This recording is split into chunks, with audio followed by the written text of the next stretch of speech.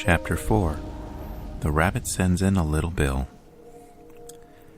It was the White Rabbit, trotting slowly back again and looking anxious about as it went, as if it had lost something, and she heard it muttering to itself, the Duchess, oh my dear paws, oh my fur and whiskers, she'll get me executed as sure as ferrets are ferrets. Where can I have dropped them, I wonder?"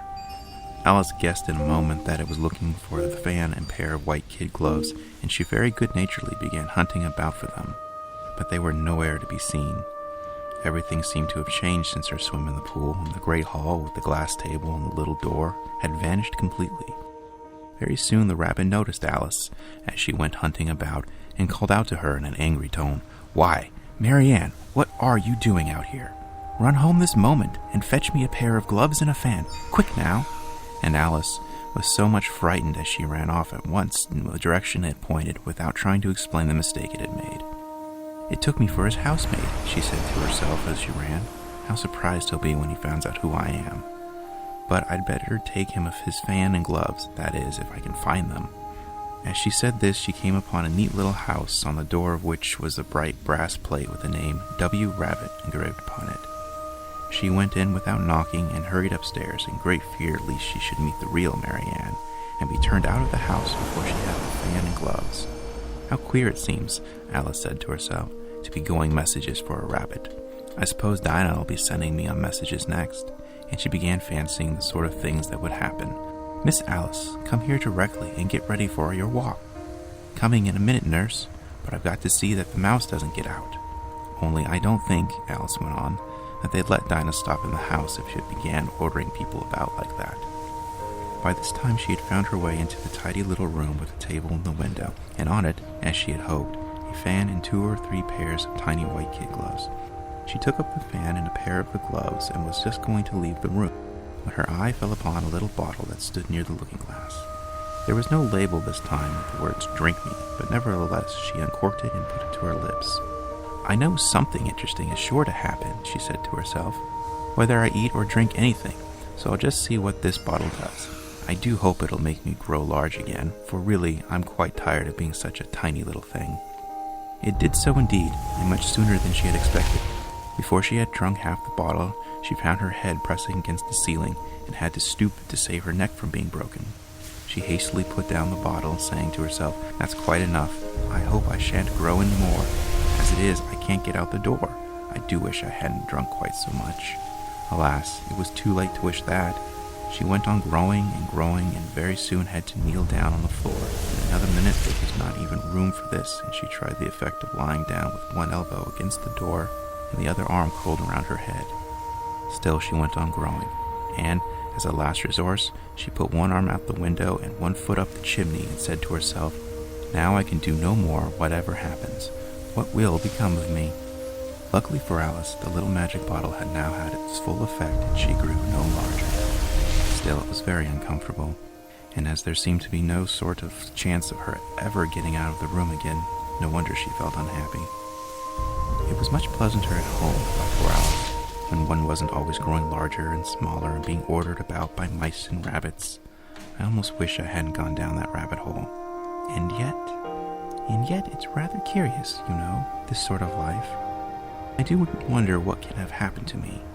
When I used to read fairy tales, I fancied that kind of thing never happened. Now here I am in the middle of one. There ought to be a book written about me, and there ought.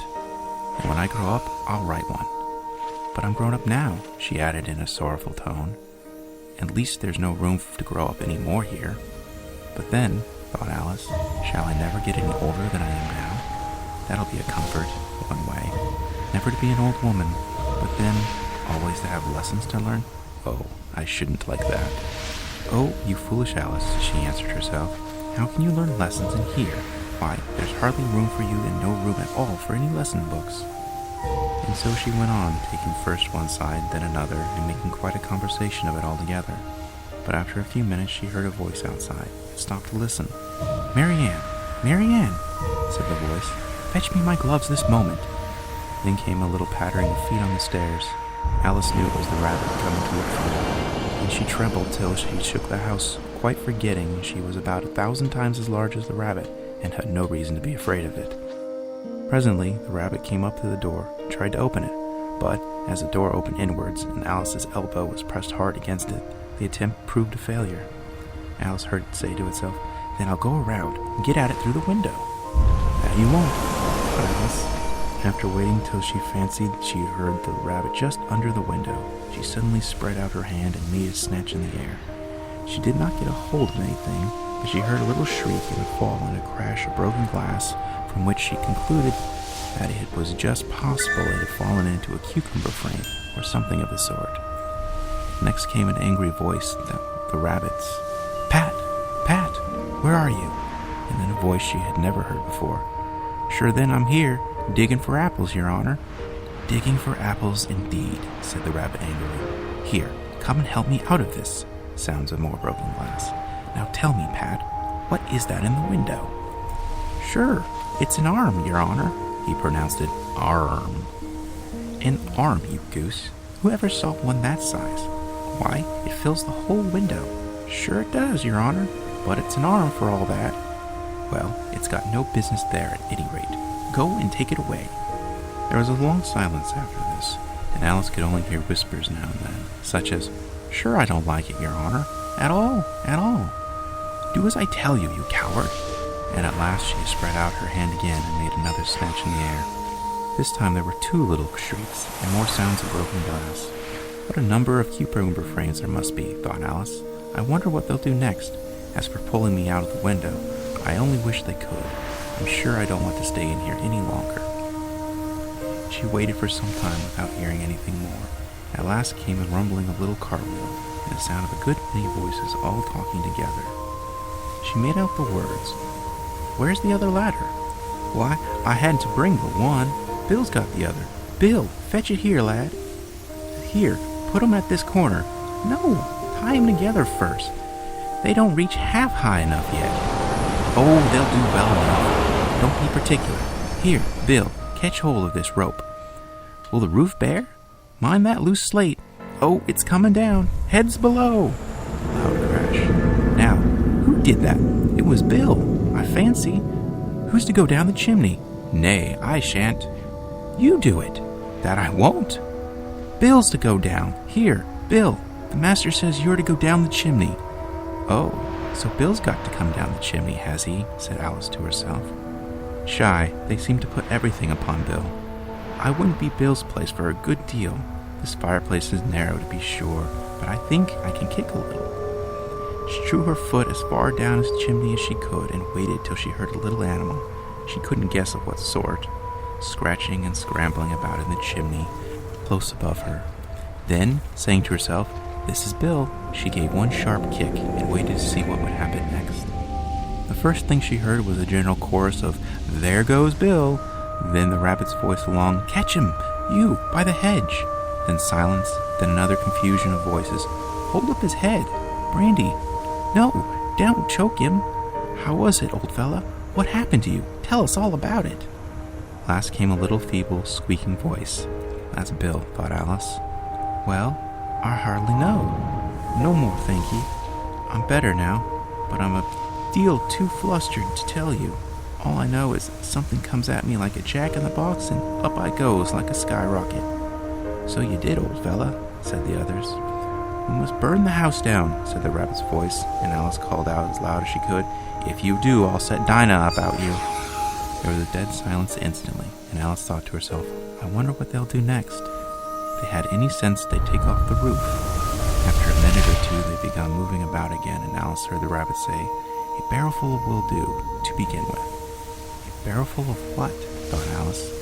But she had not long to doubt, for the next moment a shower of little pebbles came rattling in at the window, and some of them hit her in the face.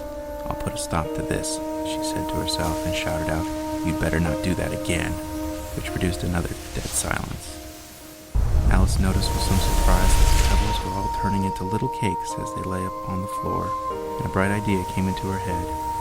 "If I eat one of the cakes," she thought, "it's sure to make some change in my size, and as I can't possibly make me larger, it must make me smaller, I suppose." So she swallowed one of the cakes and was delighted to find that she began shrinking directly.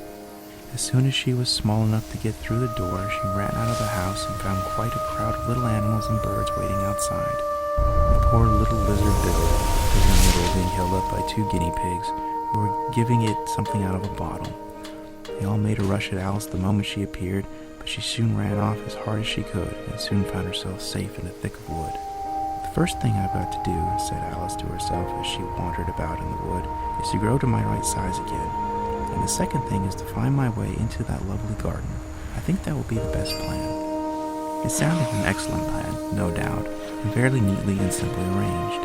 The only difficulty was that she had not the smallest idea of how to set about it. And while she was peering about anxiously among the trees, a little sharp bark just over her head made her look up in a great hurry. An enormous puppy was looking down at her with large round eyes, and feebly stretching out one paw, trying to touch her. "Poor little thing," said Alice in a coaxing tone.